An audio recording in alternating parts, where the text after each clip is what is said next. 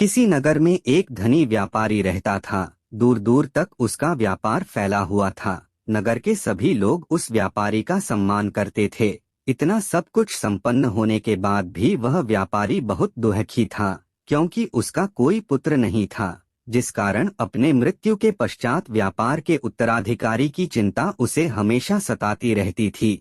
पुत्र प्राप्ति की इच्छा से व्यापारी प्रत्येक सोमवार भगवान शिव की व्रत पूजा किया करता था और शाम के समय शिव मंदिर में जाकर शिवजी के सामने घी का दीपक जलाया करता था। उसकी भक्ति देखकर मां पार्वती प्रसन्न हो गई और भगवान शिव से उस व्यापारी की मनोकामना पूर्ण करने का निवेदन किया। भगवान शिव बोले, इस संसार में सबको उसके कर्म के अनुसार फल की प्राप्ति होती है। जो प्राणी जैसा कर्म करते हैं उन्हें वैसा ही फल प्राप्त होता है। शिवजी द्वारा समझाने के बावजूद मां पार्वती नहीं मानी और उस व्यापारी की मनोकामना पूर्ति हेतु वे शिवजी से बार बार अनुरोध करती रही। अंततः माता के आग्रह को देखकर भगवान भोलेनाथ को उस व्यापारी को पुत्र प्राप्ति का वरदान देना पड़ा। वरदान देने के पश्चात भोलेनाथ मां पार्वती से बोले, आपके आग्रह पर मैंने पुत्र प्राप्ति का वरदान तो दे दिया, परंतु इसका यह पुत्र 16 वर्ष से अधिक समय तक जीवित नहीं रहेगा। उसी रात भगवान शिव उस व्यापारी के स्वप्न में आए और उसे पुत्र प्राप्ति का वरदान दिया और उसके पुत्र के 16 वर्ष तक जीवित रहने की भी बात बताई। भगवान के वरदान से व्यापारी को खुशी तो हुई, लेकिन पुत्र की अल्पायु की चिंता ने उस खुशी को नष्ट कर दिया। व्यापारी पहले की तरह सोमवार के दिन भगवान शिव का विधिवत व्रत करता रहा। कुछ महीनों के बाद उसके घर एक अति सुंदर बालक ने जन्म लिया और घर में खुशियां ही खुशियां भर गई।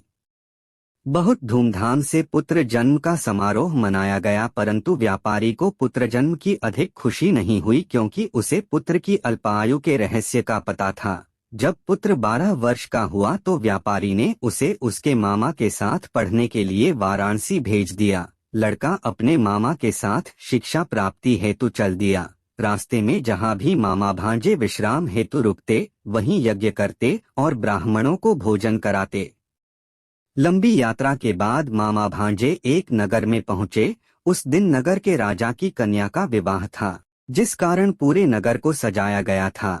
निश्चित समय पर बारात आ गई, लेकिन वर का पिता अपने बेटे के एक आंख से काने होने के कारण बहुत चिंतित था। उसे भय था कि इस बात का पता चलने पर कहीं राजा विवाह से इनकार न कर दे, इससे उसकी बदनामी भी होगी। जब वर के पिता ने व्यापारी के पुत्र को देखा तो उसके मस्तिष्क में एक विचार आया। उसने सोचा, क्यों न इस लड़के को दूल्हा बनाकर राजकुमारी से विवाह करा दूं। विवाह के बाद इसको धन देकर विदा कर दूंगा और राजकुमारी को अपने नगर ले जाऊंगा।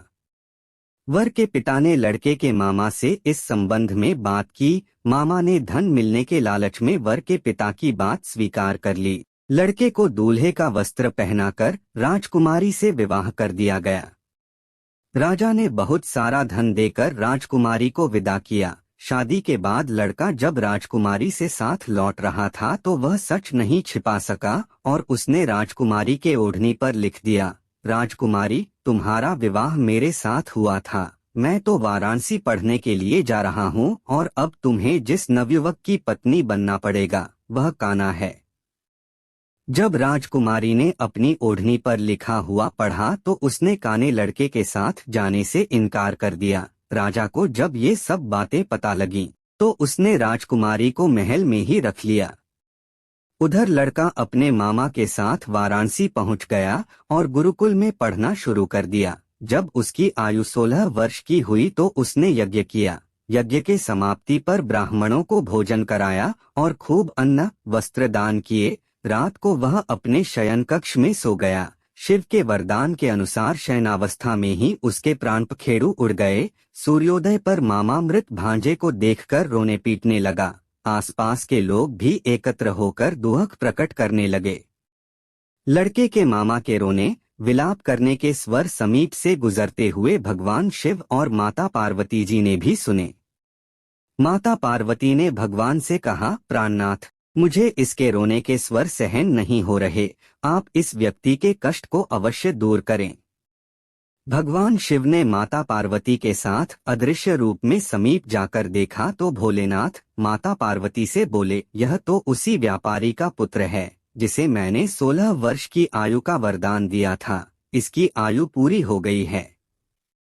माँ पार्वती ने फिर भगवान शिव से निवेदन कर उस बालक को जीवन देने का आग्रह किया। माता पार्वती के आग्रह पर भगवान शिव ने उस लड़के को जीवित होने का वरदान दिया और कुछ ही पल में वह जीवित होकर उठ बैठा।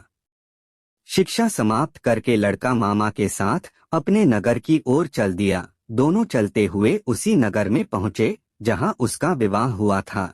उस नगर में भी यज्ञ का आयोजन किया। समीप से गुजरते हुए नगर के राजा ने यज्ञ का आयोजन देखा और उसने तुरंत ही लड़के और उसके मामा को पहचान लिया। यज्ञ के समाप्त होने पर राजा मामा और लड़के को महल में ले गया और कुछ दिन उन्हें महल में रखकर बहुत सा धन, वस्त्र आदि देकर राजकुमारी के साथ विदा कर दिया।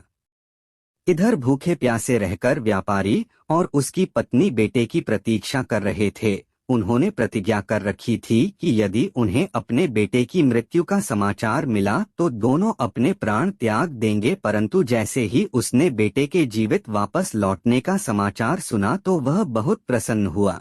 वह अपनी पत्नी और मित्रों के साथ नगर के द्वार पर पहुंचा। अपने बेटे के विवाह का समाचार सुनकर पुत्रवधू राजकुमारी को देखकर उसकी खुशी का ठिकाना न रहा। उसी रात भगवान शिव ने व्यापारी के स्वप्न में आकर कहा, हे श्रेष्ठी, मैंने तेरे सोमवार के व्रत करने और व्रत कथा सुनने से प्रसन्न होकर तेरे पुत्र को लंबी आयु प्रदान की है।